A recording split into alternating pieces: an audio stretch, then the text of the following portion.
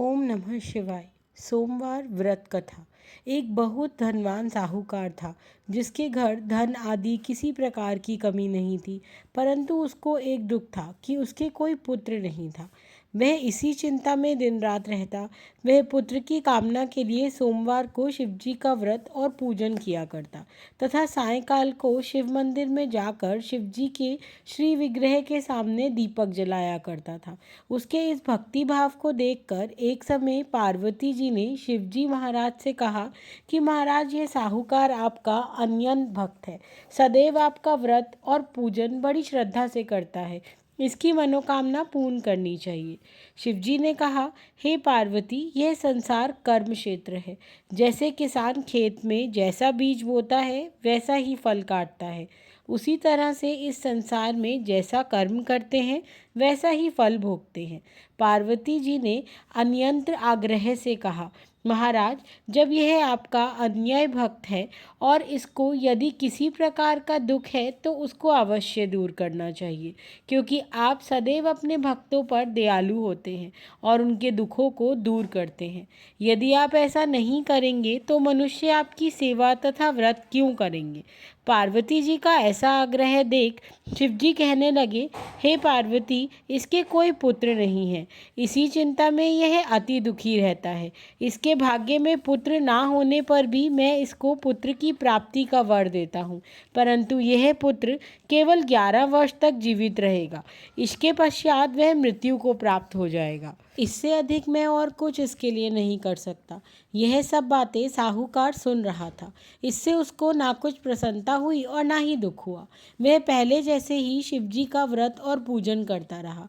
कुछ समय व्यतीत हो जाने पर साहूकार की स्त्री गर्भवती हुई और 10वें महीने में उसके गर्भ से अति सुंदर पुत्र की प्राप्ति हुई। साहूकार के घर में बहुत खुशियां मनाई गई, परंतु साहूकार ने उसकी केवल 12 वर्ष की आयु जान कोई अधिक प्रसन्नता प्रकट नहीं की और ना ही किसी को यह भेद बताया। जब बालक 11 वर्ष का हो गया तो उस बालक की माता ने उसके पिता से विवाह आदि के लिए कहा। तब साहूकार कहने लगा कि अभी मैं इसका विवाह नहीं करूँगा, अपने पुत्र को काशी जी पढ़ने के लिए भेजूँगा।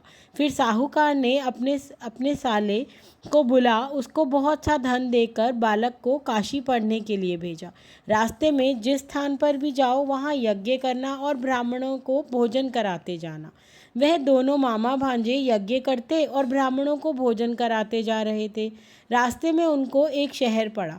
उस शहर में राजा की कन्या का विवाह था और दूसरे राजा का लड़का जो विवाह कराने के लिए बारात लेकर आया था वह एक आंख से काना था। उसके पिता को इस बात की बड़ी चिंता थी कि कहीं वर को देख कन्या के माता पिता विवाह में किसी प्रकार की अड़चन पैदा न कर दें। इस कारण जब उसने अति सुंदर सेठ के लड़के को देखा तो मन में विचार किया कि क्यों न दरवाजे के समय इस लड़के से वर का काम चलाया जाए। ऐसा विचार कर वर के पिता ने उस लड़के और मामा से बात की तो वे राजी हो गए। फिर उस लड़के को वर के कपड़े पहना तथा घोड़ी पर चढ़ा दरवाजे पर ले गए और सब कार्य प्रसन्नता से पूर्ण हो गया। फिर वर के पिता ने सोचा कि यदि विवाह कार्य भी इसी लड़के से करा लिया जाए तो क्या बुराई है।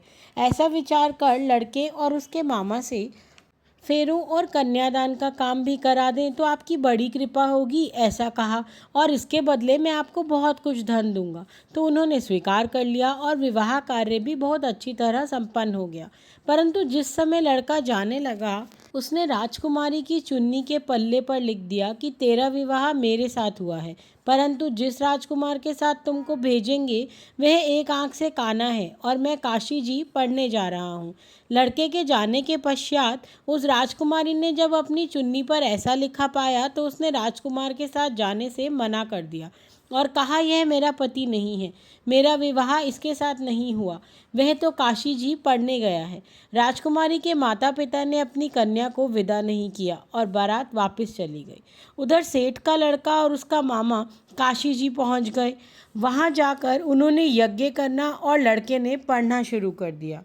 जब लड़के की आयु 12 साल की हो गई उस दिन उन्होंने यज्ञ रचा रखा था कि लड़के ने अपने मामा से कहा, आज मेरी तबीयत कुछ ठीक नहीं है। मामा ने कहा, अंदर जाकर सो जाओ। लड़का सो गया और थोड़ी देर में उसके प्राण निकल गए। जब उसके मामा ने आकर देखा कि वह मुर्दा पड़ा था उसको देखकर बड़ा दुख हुआ और सोचने लगा, अगर मैं रोना शुरू कर दूंगा तो यज्ञ का कार्य अधूरा रह जाएगा। अतः उसने जल्दी से जल्दी यज्ञ का कार्य समाप्त कर ब्राह्मणों के जाने के बाद रोना आरंभ किया। संयोगवश उसी समय शिवजी पार्वती जी उधर से जा रहे थे।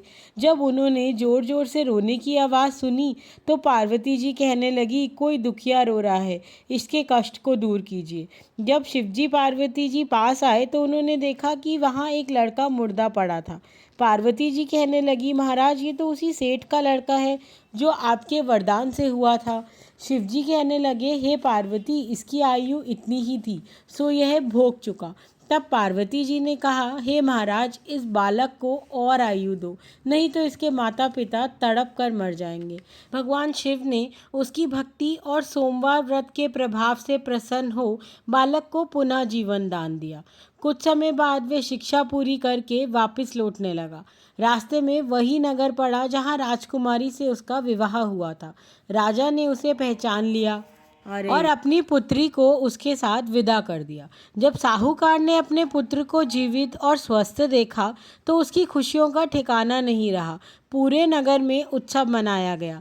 मान्यता है कि जो व्यक्ति श्रद्धा और नियम पूर्वक सोमवार का व्रत रखता है और भगवान शिव की पूजा करता है, उसकी सभी मनोकामनाएं पूर्ण होती हैं तथा जीवन के दुख दूर होते हैं। ऐसी और कथाओं के लिए हमारे चैनल शिव साधक को सब्सक्राइब अवश्य करें। वीडियो ज़्यादा से ज़्यादा शेयर करें, लाइक और कमेंट भी करें। ओम नमः शिवाय। हर हर महादेव।